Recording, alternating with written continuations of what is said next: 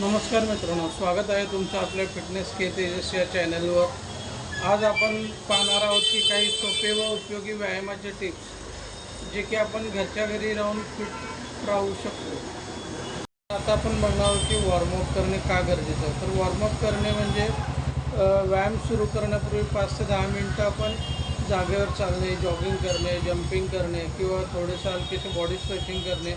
त्याच्यामुळे काय होतं की आपल्याला व्यायाम करत असताना तो मसल्स आपला रेडी होतो व्यायाम करण्यासाठी। दुसरी गोष्ट काय होते, जर तुम्ही वॉर्मअप केला असेल तर तुमचा ब्लड फ्लो प्रॉपर फ्लोमध्ये येतो। आणि दुसरी गोष्ट, अंग गरम होतं, तुमचं अंग वॉर्म झाल्यामुळं काय होतं की तुम्ही कोणताही हेवी एक्सरसाइज करणार असेल किंवा कार्डिओ करणार असेल किंवा पुशअप्स असेल, चिनअप्स असेल, असे कोणतेही जर वर्कआउट करणार असाल तर ते वर्कआउट करत असताना तुम्हाला कोणता मसल पकडला गेला नाही पाहिजे।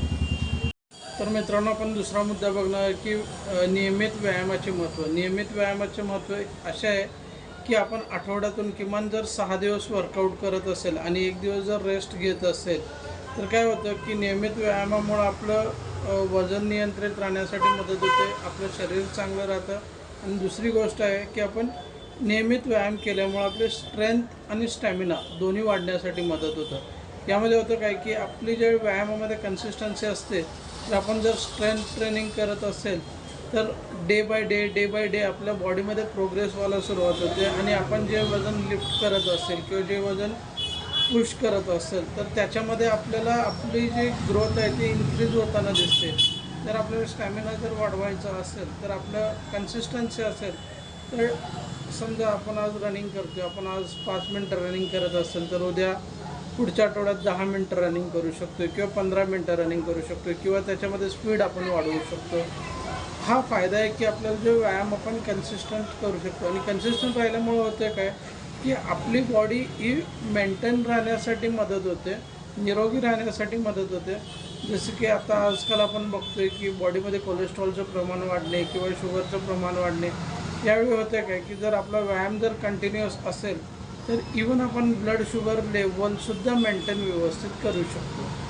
तर मित्रांनो, आपण तिसरा मुद्दा बघणार आहे की सिंपल एक्सरसाइज। सिंपल एक्सरसाइज म्हणजे काय की ज्या लोकांना जिममध्ये जाता येत नाही, वयाच्या मानाने असेल किंवा ज्या लोकांना जिमची फी अफोर्ड करता येत नसेल किंवा काही लेडीज आहेत त्यांना त्यांच्या कामामुळे घराबाहेर पडणं किंवा जिमला जाण्यासाठी जर वेळ नसेल तर त्यांच्यासाठी सिंपल उपाय आहेत काही की ते घरच्या घरी व्यायाम करू शकतात।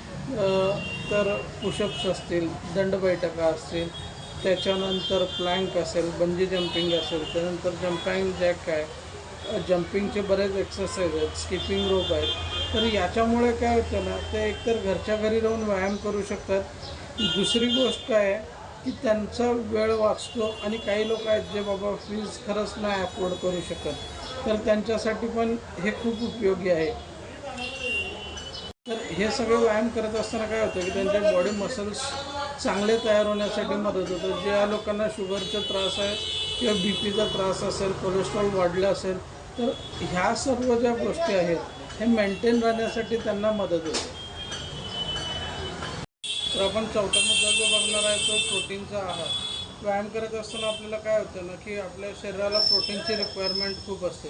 तर आपल्या शरीरामध्ये जर प्रोटीन जात असेल तर आपल्याला मसल्स चांगले होण्यासाठी मदत होते। तर बऱ्याच लोकांचे गैरसमज असे असतात की प्रोटीन म्हणजे एखादे प्रोटीन सप्लिमेंट घेणे किंवा एखाद्या पावडर फॉर्ममध्ये प्रोटीन घेणे।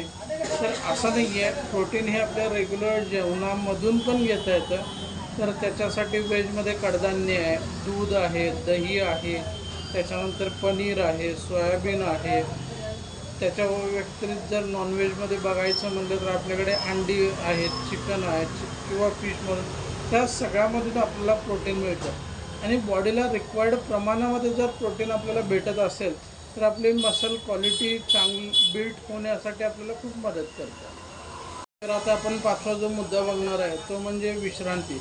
विश्रांती का गरजेची आहे, आपल्याला आराम का गरजेचा आहे, तर जो आपण वर्कआउट केलेला असतो त्यावेळी आपले जे मसल फटीक झालेले असतात किंवा जे मसल स्ट्रेच झालेले असतात किंवा जे टिश्यूज आणि मसल्स जे डॅमेज झाले असतात ते रिकवर होण्यासाठी आपल्याला व्यायामानंतर आरामाची पण खूप गरज असते। तर तुमची एक प्रॉपर झोप 8 तासांची ते 7 तासांची होत असेल तर त्याच्यामध्ये जो तुम्ही डाएट घेतलेला असतो तो विश्रांतीमध्ये चांगला आपल्या बॉडीमध्ये डायल्यूट होण्यासाठी मदत होतो, बॉडी आपल्याला रिकवर होण्यासाठी मदत असते. जर तुमची झोप प्रॉपर होत असेल तर दुसरा दिवस तुमचा व्यवस्थित जातो. त्यासाठी व्यायाम करणे किंवा फक्त डाएट घेणे आणि इतर गोष्टी करणे नाही, तर ह्या सगळ्या गोष्टी करत असताना आपल्या शरीराला झोप पण तेवढीच बॅलन्स आहे, तेवढीच महत्त्वाची आहे.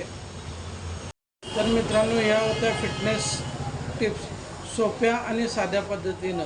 तर अशाच फिटनेस टिप्सची जर तुम्हाला माहिती हवी असेल तर प्लीज आपल्या चॅनलला सबस्क्राईब करा. धन्यवाद.